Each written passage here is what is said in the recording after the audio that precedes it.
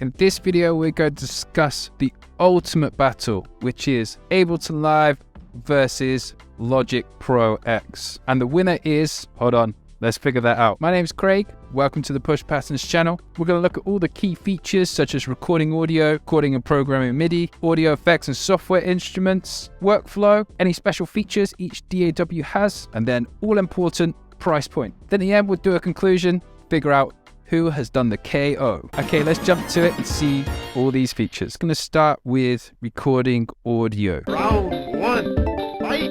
So they're both kind of the same with setting up. Once you've set up your preferences, they each have a record button on the channel, and then you have your input monitoring system going on here. So in Ableton Live, it's found here. And in Ableton Live session view, I can just go up and go record.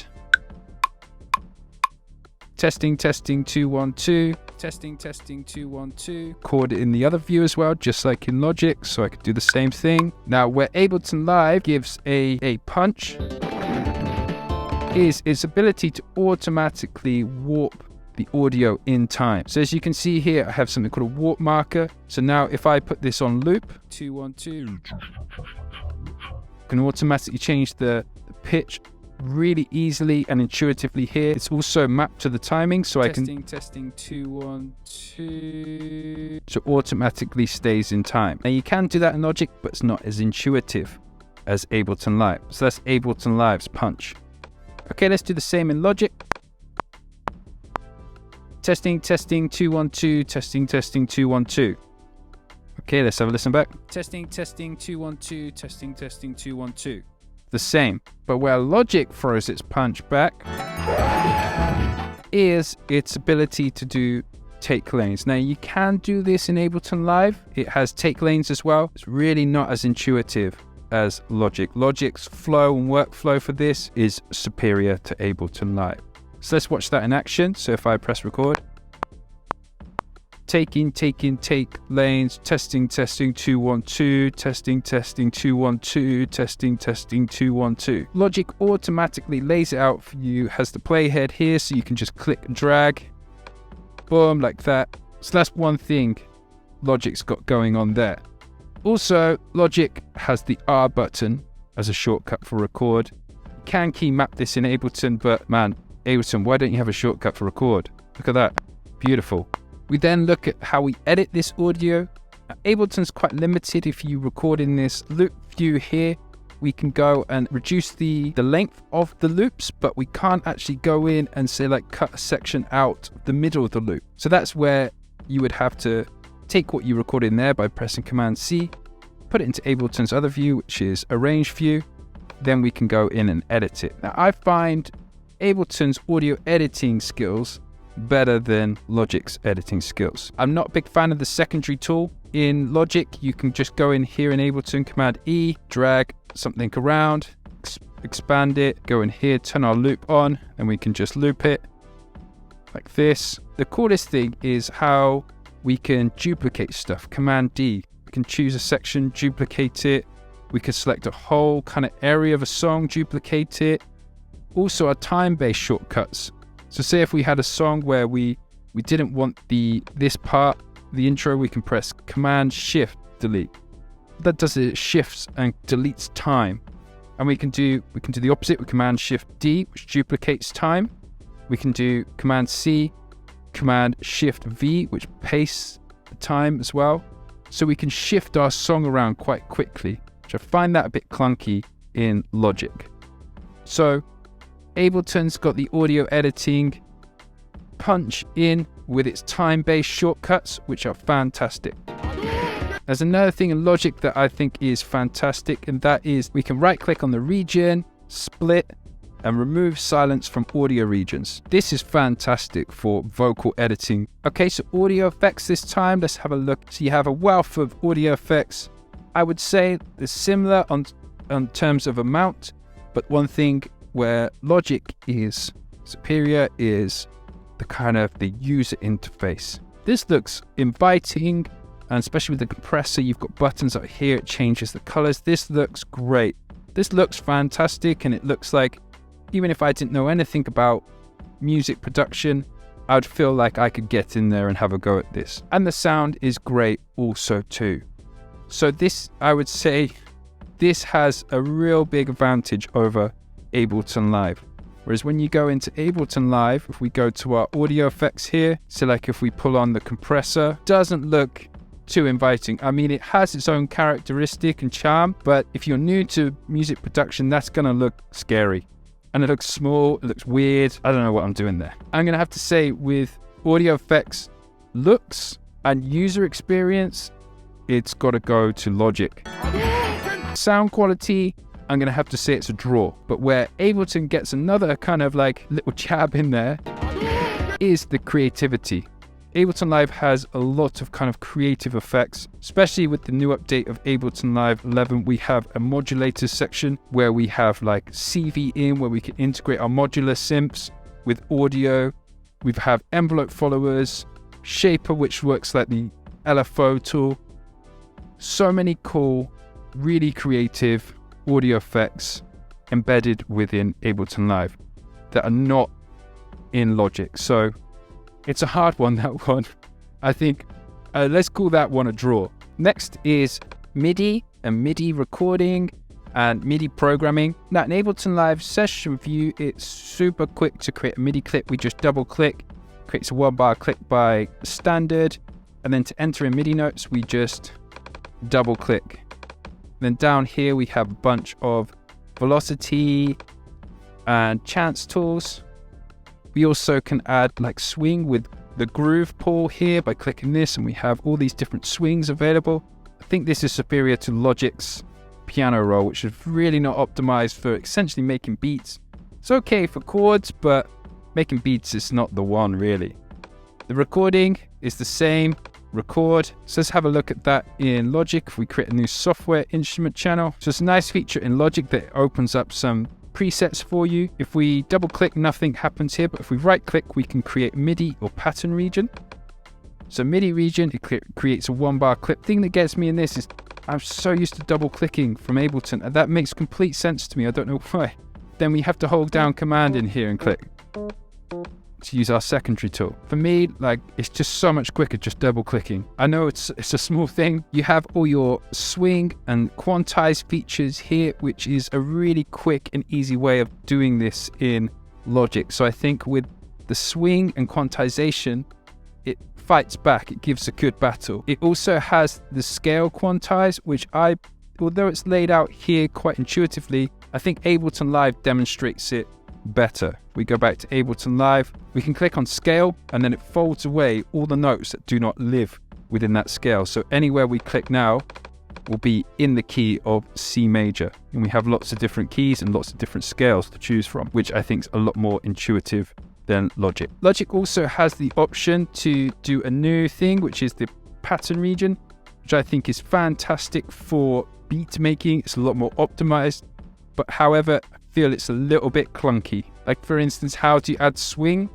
It's not as obvious. You've got this little eye up here, which has some like sequencer kind of dials, but that's kind of hidden away. That takes a while to figure out where that is, or a bit of manual diving. But there are some cool features. You can slip down here and you can choose velocity, gate, tie. You also can go in and add another one. You can choose the ability to repeat the note or chop it up. This is really good. It's a really good feature, but I just don't think it's that well optimized just yet. It feels a bit clunky. So for MIDI recording and editing, man, it's got to be Ableton. I'm sorry.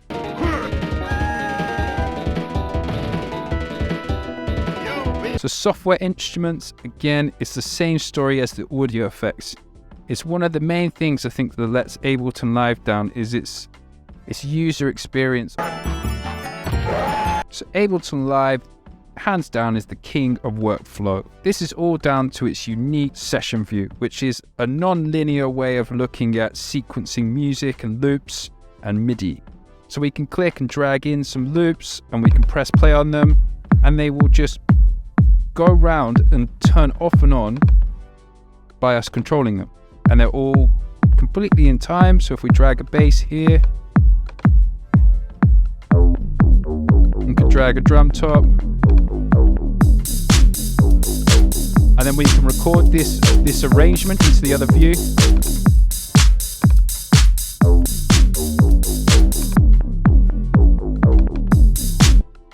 You see there when I press the record, it recorded when I turn the clips off and on. I can unmute this area so I can arrange my song in real time. You can do this in Logic now. You have your live loops view up here where you can get these exact same features going, but it's not very good. It's pretty clunky. Like Logic, a few updates ago, copied Ableton's homework, but kind of missed a few things out. So this is much more intuitive in Ableton because Ableton are the original people that came up with this.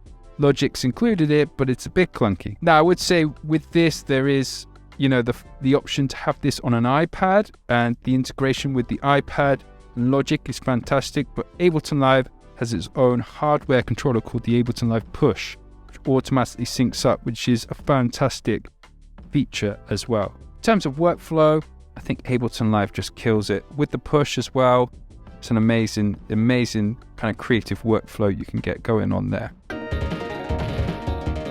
So let's talk about some special features Logic has and some special features that Ableton Live has that they can't compare. So they're like their own kind of jewels in their own crown sort of thing. So Logic's drummer is fantastic for those starting out. It has its own section here. You can choose like what sort of style you want and go create, and then you can dial in the amount of like drums you want there, and it comes up with a clip here. So 2 1 2 testing 2 1 2 2. There we go, fantastic. Brilliant little vocal from me there. Also the preset library here, so this library function is fantastic in Logic. If you click on audio, you've got like all these preset kind of chains of effects, which is in Ableton, but it's just not as intuitively laid out. Also Logic loops as well, I think is just organized a lot better than Ableton Live's preset packs. You have like the tempo information, the key, you've got a really integrated search here. Fantastic job. So those features there are killer punches for Logic.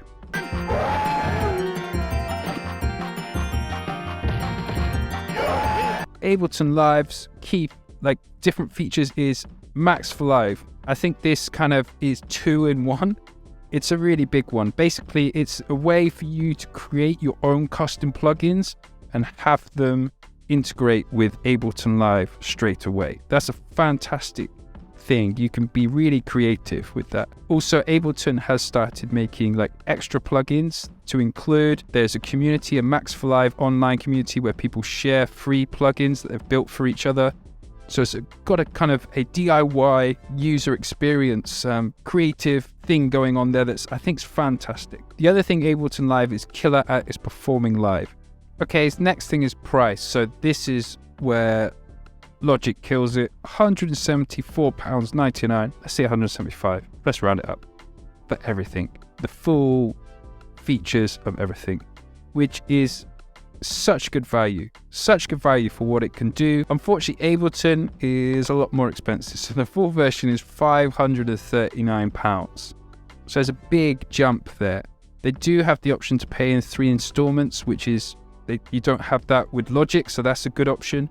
But you see here with Ableton, you have 3 different versions. Intro is like the GarageBand to Logic. Standard is very good. It's basically Ableton Live suite, but without some of the audio effects and instruments and some of the samples. Now you can go into Ableton Live shop and buy some of the instruments, but not the audio effects. But that's fine if you've got like third-party plugins and use sample websites. Standard would be absolutely fine. So the price is still a lot more expensive, but there is student discounts available, which you get 40% off. So if you get educational discounts, takes it down to £191 in 3 installments. So kind of nearly the same. Logic's a little bit cheaper, but you could get set up with Ableton if you're a student or a teacher for relatively the same. Okay, so you've made it to the end. Who won? Nobody. It was a draw.